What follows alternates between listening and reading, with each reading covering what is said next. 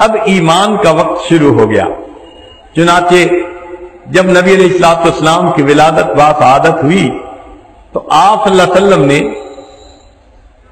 جب لیٹے ہوئے تھے تو بستر کے اوپر سجدہ بھی کیا، اور آپ صلی اللہ علیہ وسلم کو آپ کے دادا نے جب دیکھا تو بڑے خوش ہوئے کہ اتنا خوبصورت ہے میرا پوتا۔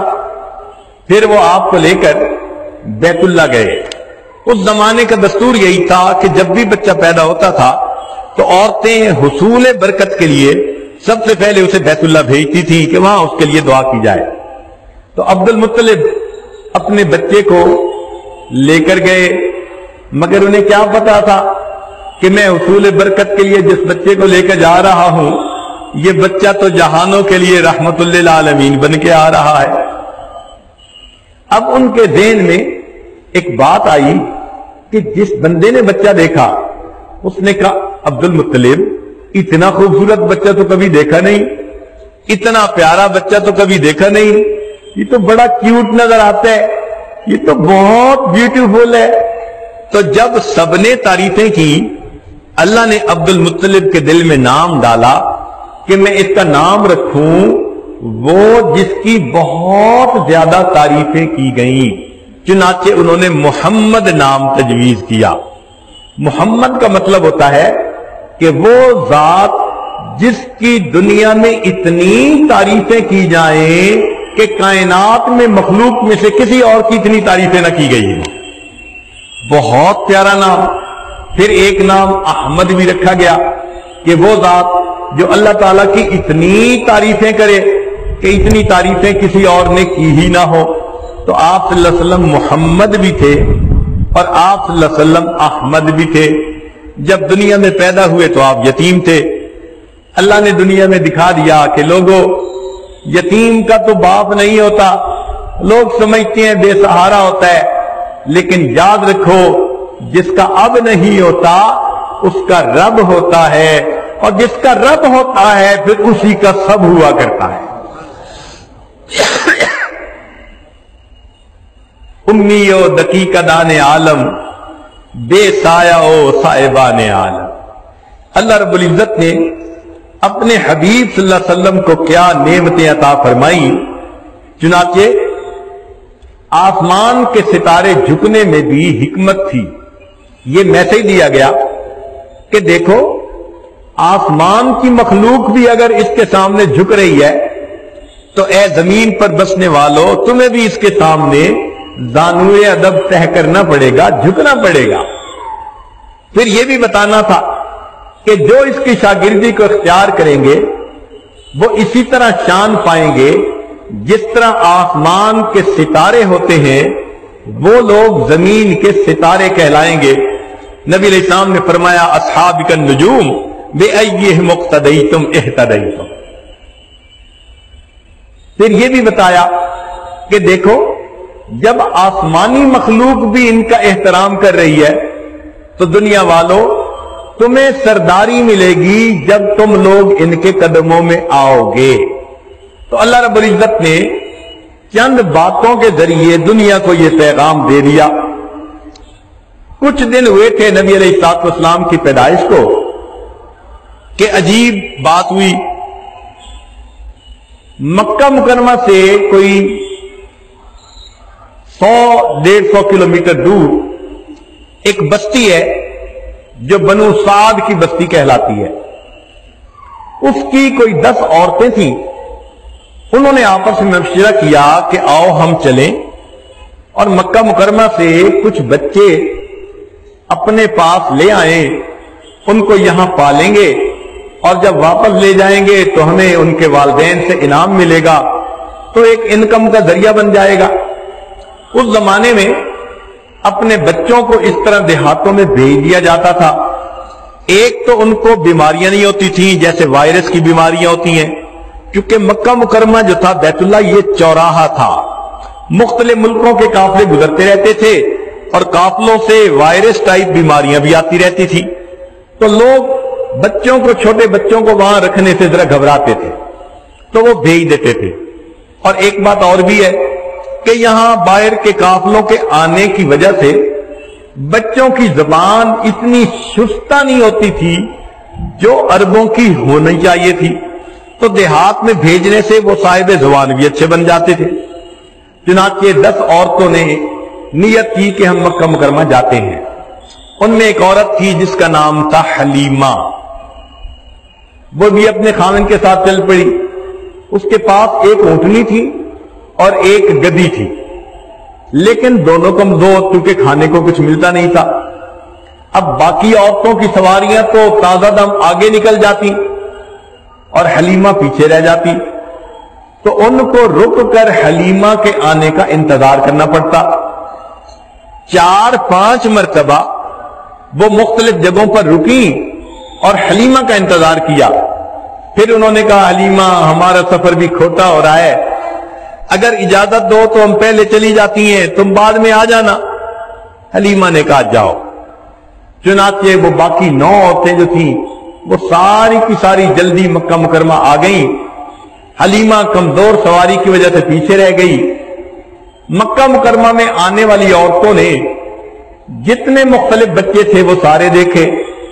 انہوں نے کوشش کی کہ امیر لوگوں کے بچے اپنی گود میں لیں۔ 1-2 عورتیں آئیں، بچے کو دیکھا، پوچھا والد کیا کرتے ہیں؟ بتایا گیا کہ والد تو اس کے فوت ہو چکے۔ انہوں نے سوچا کہ اب ہمیں انعام کون دے گا، جب باپ ہی سر پہ نہیں ہے، تو وہ آگے چلی گئی۔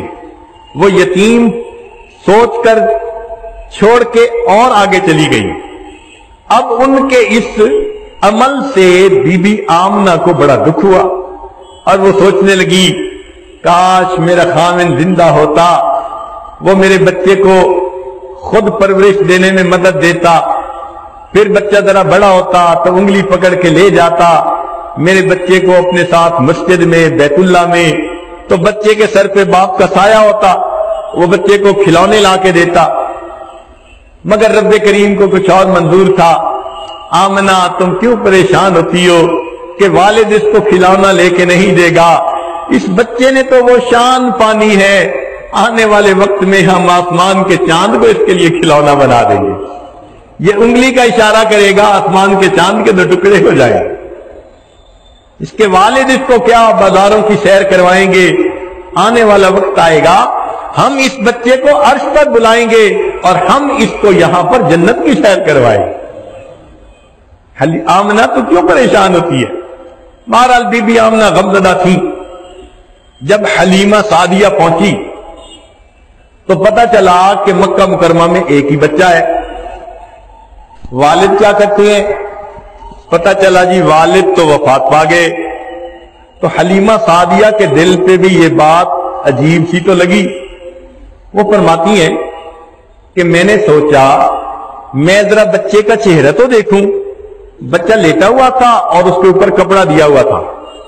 حلیمہ فرماتی ہیں کہ میں نے جیسے ہی کپڑا تھوڑا سا ہٹایا، بچے نے مسکرا کر آنکھیں کھولی اور میری طرف دیکھا۔ اس کی مسکراہٹ میں کوئی ایسی جاذبیت تھی کہ میں نے اس کو بوسہ دیا اور اٹھا کر سینے سے لگا لیا۔ میں نے دل میں سوچا اس کے والد سے انعام ملے گا یا نہیں؟ حلیمہ تم اس بچے کو پالو گی، اس کی مسکراہٹ تو تمہیں ملا کرے گی نا۔ اب حلیمہ لینے کے لیے تیار، تو حلیمہ نے تعریف کی، کہنے لگی آمنہ تمہارا بچہ تو بڑا خوبصورت ہے، میں نے تو کبھی گاؤں میں کوئی ایسا خوبصورت بچہ نہیں دیکھا۔ اس پر بی بی آمنہ نے فرمایا حلیمہ تو گاؤں کی رہنے والی ہے، تو نے گاؤں میں کبھی کوئی ایسا خوبصورت بچہ نہیں دیکھا، میں تو شہر کی رہنے والی ہوں، میں نے شہروں میں ایسا خوبصورت بچہ نہیں دیکھا۔ عبد المطلب قریب تھے، انہوں نے کہا کہ آمنہ تو شہر میں زندگی گزارتی ہے اور میں تو ملکوں کا سفر کر چکا ہوں، میں نے ملکوں میں کبھی ایسا خوبصورت بچہ نہیں دیکھا۔ اس موقع پر اگر جبریل علیہ السلام سے پوچھا جاتا کہ آپ بھی اپنے ذرا کمنٹس دے دیجئے، تو جبریل علیہ السلام بھی کہتے کہ عبد المطلب آپ تو چند ملکوں میں پھرے ہو، میں تو ساری دنیا کو دیکھ چکا۔ آفاقہا گردیدہ ہم، مہرے بتا وردیدہ ہم، بسیار خوباں دیدام اما تو چیزیں دیکھ لی، میں نے ایسا خوبصورت بچہ پوری دنیا میں کہیں نہیں دیکھا۔ اور اگر اس موقع پہ تصور یہ سوچے کہ اللہ رب العزت کیا فرمائیں گے، تو شاید اللہ تعالیٰ یہ فرماتے، حلیمہ تو نے گاؤں میں ایسا نہ دیکھا، آمنہ تو نے شہروں میں نہ دیکھا، عبد المطلب تو نے ملکوں میں نہ دیکھا، جبرائیل تو نے دنیا میں کہیں نہ دیکھا، میں پروردگار بتلاتا ہوں میں نے اپنی پوری مخلوق میں ایسا خوبصورت کوئی نہیں دیکھا۔ واللیل سیاہی زلفوں کی چہرہ والضحیٰ اس کا، واللیل سیاہی زلفوں کی چہرہ والضحیٰ اس کا، سارے جہاں کا پیارا ہے، آپ محب ہے خدا اس کا، رب نے بنایا جب اس کو خود آپ کہا سبحان اللہ۔ اللہ رب العزت نے جب اپنے حبیب صلی اللہ علیہ وسلم کو بنایا، اللہ رب العزت سبحان اللہ خوشی ہو گئی، واقعی اللہ کے خزانے میں ان جیسا خوبصورت کوئی اور تھا ہی نہیں۔ اب حلیمہ بچہ لینے کے لیے تیار، آمنہ بچہ دینے کے لیے تیار۔ اللہ کی شان سے قربان جائیں، اللہ نے اپنے حبیب کو کن عورتوں میں ہاتھوں میں دیا؟ ماں اس کو بنایا جو آمنہ تھی، امانت کو حفاظت کرنے والی، اور پرورش کرنے والی کون؟ جو حلیمہ تھی، حلم والی۔ اس لیے کہ بچے کو اگر پرورش دینے والی عورت میں حلم نہ ہو تو وہ بات بات پہ ڈانٹتی رہتی ہے۔ تو اللہ کی شان دیکھیے کہ اللہ تعالیٰ نے کن کو پسند کیا کہ ماں ہو جو امانت کا خیال رکھنے والی ہو، میری امانت ہے یہ، اور پرورش کرنے والی حلم والی ہو، حوصلہ بڑا ہو اس کا۔ اب آمنہ بیٹا دینے کے لیے تیار، حلیمہ بچہ لینے کے لیے تیار۔ اس موقع پر بی بی آمنہ نے بچے کو دعائیں دی اور اس کو اللہ کے سپرد کر کے بی بی حلیمہ سعدیہ کے گود میں دے دیا۔ یاد رکھنا کہ جب بھی ماں دعائیں دے کر کسی بچے کو رخصت کرتی ہے، اللہ تعالیٰ کی سنت ہے ہمیشہ اس بچے کو 4 چاند لگا دیا کرتے ہیں۔ یہ دستور ہے اللہ رب العزت کے ہاں۔ ذرا سوچئے، موسیٰ علیہ السلام کی والدہ نے اپنے بچے کو دعاؤں کے ذریعے دریا کے اندر ڈال کر رخصت کیا۔ جب چلے تھے تو موسیٰ تھے، لوٹ کر آئے تو کلیم اللہ بن گئے۔